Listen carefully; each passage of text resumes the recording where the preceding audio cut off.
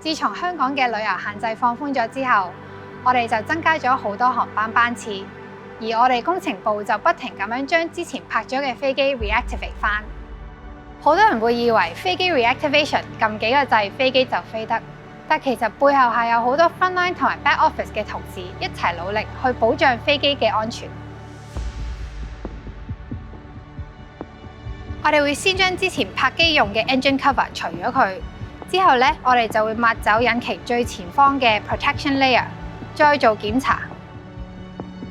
我哋會 check 飛機嘅 systems 同埋電子零件，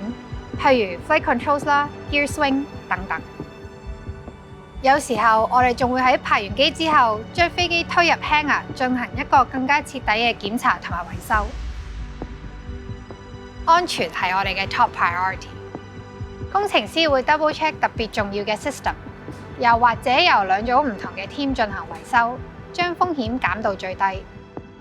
我哋會比基本 reactivation requirement 做得更多，我哋寧願花多啲人力同埋物力，都堅持要喺起飛前72小時內進行 engine high power run 嚟確保飛機唔會有問題。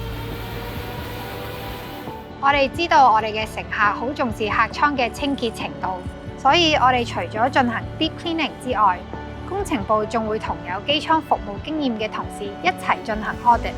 用乘客嘅角度確保機艙嘅質素。我哋仲會定期喺客艙做全面嘅檢查嘅，包括 update 座椅同埋個人電視嘅功能啦，換座椅椅套、地氈等等，希望可以為乘客提供一個更加舒適嘅環境。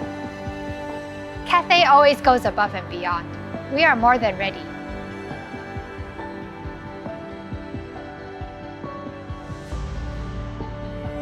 我哋希望可以盡快 reactivate 翻晒啲飛機，令香港可以繼續連繫世界。